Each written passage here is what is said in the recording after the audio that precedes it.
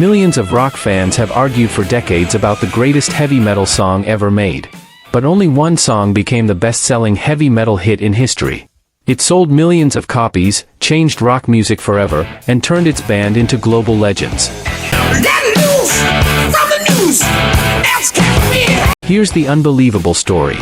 But to millions of people across decades who heard something in these songs that reached past the distortion and the volume and found the same emotional territory that any great music finds, the place where what a song is saying matches exactly what the listener needed to hear. Nobody's gonna get me on another ride. The best-selling heavy metal songs in history. The real numbers, the real stories, and the reasons these records found audiences that extended far beyond anything the genre's early architects could have planned. Stick around, because the #1 record on this list has sold more copies than any other hard rock or metal album in history, and it was recorded in grief, dedicated to a fallen bandmate, and built in a single week of recording sessions. That story is coming. 5 songs. Let's count them down.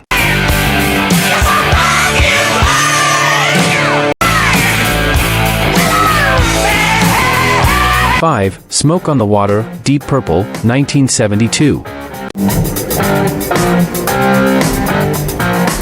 The riff that opens this record is the first thing most beginning guitar players learn to play. Not because it is technically simple, though it is more accessible than most metal riffs, but because the 4 descending notes that build it are so immediately recognizable and so completely satisfying to produce that playing them on any guitar in any room produces an instant response from anyone who has ever heard the song. Ritchie Blackmore constructed it in the studio during the recording sessions for Machine Head, the album that would become Deep Purple's commercial peak.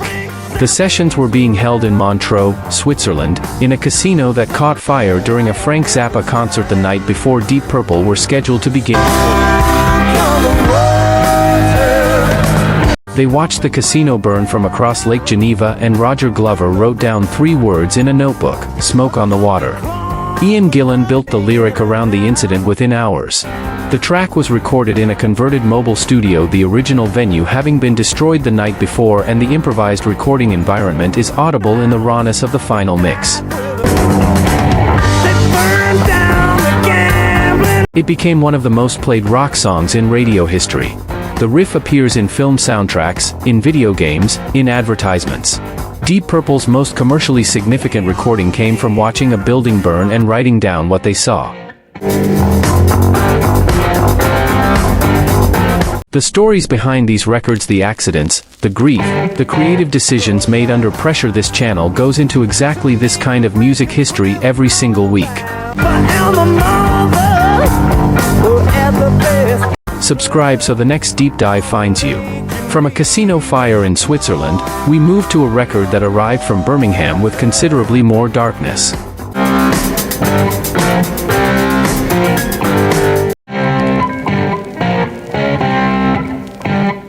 4. Paranoid, Black Sabbath, 1970. Tony Iommi wrote this in approximately 3 minutes. The album was supposed to anchor the self-titled debut, and then the Paranoid album needed a single, and the band had studio time remaining after finishing the other tracks. Iommi played a riff. Geezer Butler wrote a bass line. Ozzy Osbourne wrote a lyric in the time it took the band to run through the chord structure once. The song was completed in a single afternoon. It became one of the best-selling heavy metal singles ever recorded and the title track of one of the genre's most celebrated albums, a record that Rolling Stone magazine has placed among the greatest albums ever made. The lyric describes mental illness, specifically the specific exhaustion of depression, the feeling of being unable to explain to others what is wrong or why, with an honesty that mainstream pop music in 1970 had no framework to accommodate. Black Sabbath's audience in 1970 heard something in that honesty that the genre's critics had not yet understood, that the darkness in heavy metal was not nihilistic entertainment but genuine emotional articulation for people who needed a language for experiences that ordinary pop couldn't hold. Tony Iommi wrote it in 3 minutes. The genre he helped build with it has now existed for over 50 years and shows no sign of concluding.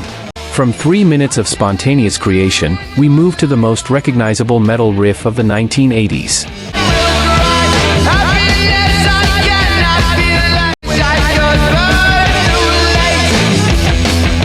Enjoying this countdown? Subscribe to the R&B Chronicle for more legendary rock stories, forgotten hits, and the music history America still remembers.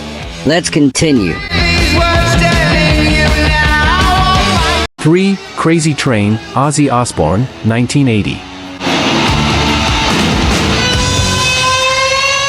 Randy Rhoads was 25 years old when he played the guitar on this record, a classically trained musician who brought a precision and a harmonic sophistication to heavy metal that the genre had not previously encountered at that level of integration with commercial accessibility.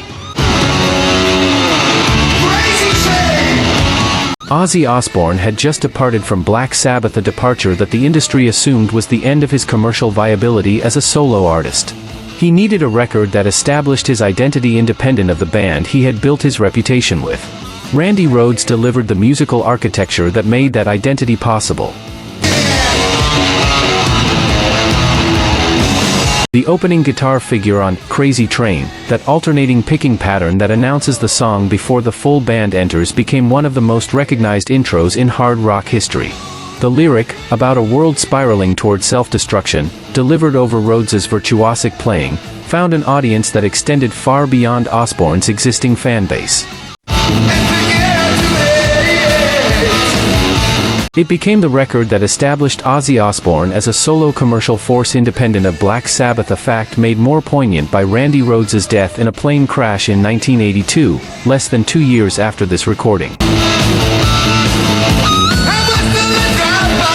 The guitar performance that defined Osbourne's commercial independence was delivered by a musician who would not live to see the full scope of what he had built. Do you remember where you were the first time you heard this record, the specific moment when Randy Rhoads's guitar made everything else on the radio sound like it was playing too quietly? Drop that in the comments.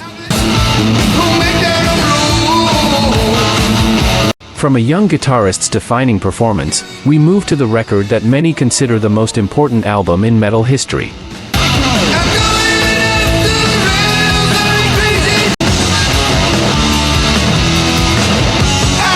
2. Enter Sandman, Metallica, 1991. The Black Album, Metallica's fifth studio release, self-titled, is the best-selling metal album in American history. It has sold over 30 million copies globally. Enter Sandman was its opening track, its lead single, and the record that introduced Metallica to an audience significantly larger than the thrash metal underground that had built their reputation. Bob Rock's production, a sound considerably more polished and commercially accessible than anything Metallica had previously released, was controversial with the band's existing fanbase before the album was even heard. The accusation that Metallica had sold out arrived before the first note was played publicly. The sales figures that followed made the argument considerably more difficult to sustain. Lars Ulrich built the drum pattern from a conversation he and James Hetfield had about childhood fears, the specific darkness that exists in childhood bedrooms at night, the specific terror of what might be waiting under the bed or in the closet. The universal quality of that fear gave Enter Sandman a reach that more specific metal lyrics couldn't always achieve. It spent weeks at the top of the rock charts and introduced Metallica to mainstream American radio at a scale that no previous metal act had achieved. The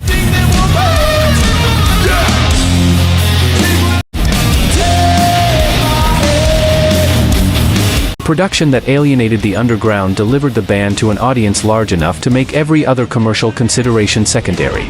If this countdown is the argument you've been wanting to make to someone who underestimates heavy metal's commercial and artistic legacy, share it with them.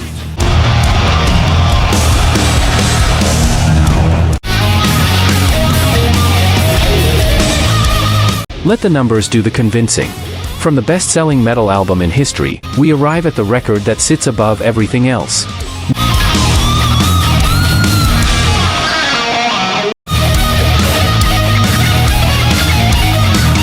1. Back in Black, AC/DC, 1980. Bon Scott died in February 1980. AC/DC's lead vocalist, the man whose personality and performing style had been central to the band's identity for 6 years, was found dead in a car in London after a night of drinking. The band was in the middle of recording an album. Most observers assumed that was the end of AC/DC. Instead, the remaining members, brothers Angus and Malcolm Young, with Phil Rudd, Cliff Williams, and new vocalist Brian Johnson, went back into the studio within months of Scott's death.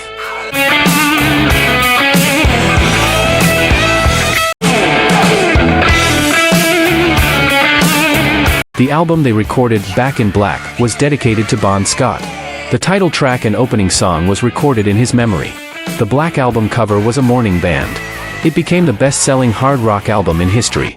45 million copies globally. The second best-selling album of any genre, behind only Thriller.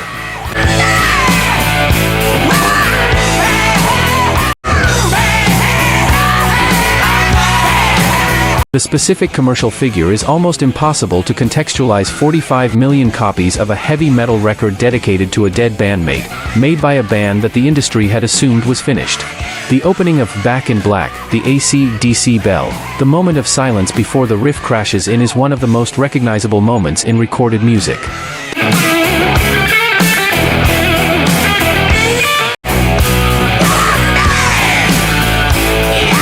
The riff that follows is so completely self-assured, so utterly certain of what it is, that it could only have been made by musicians who had already processed the grief and were now channeling what remained into pure forward motion.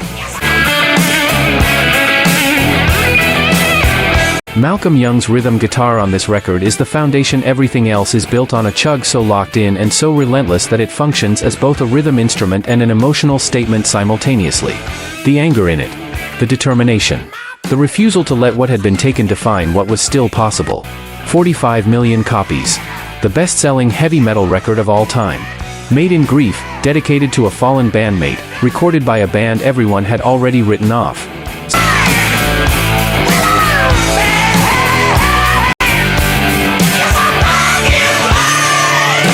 Some records arrive from places nobody planned. The best ones always do. 5 songs. 5 records that prove something about heavy metal that the genre's critics have always underestimated: that volume and distortion are not obstacles to emotional truth, but vehicles for it. That the heaviest music in the world sells the most copies because it says something the most commercial music on radio is too careful to say.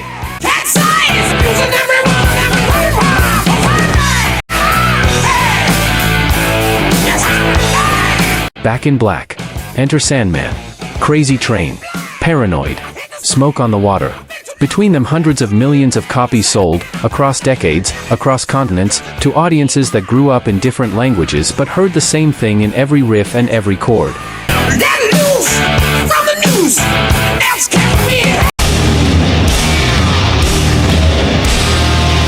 Which one is yours, and which heavy metal record do you think deserved to be on this list that we missed? Drop both in the comments. That conversation is exactly the kind worth having. And if going this deep into the records that prove what rock music could sell and what it could say is what you come here for, subscribe. This channel does exactly this every single week. The next one is already on its way.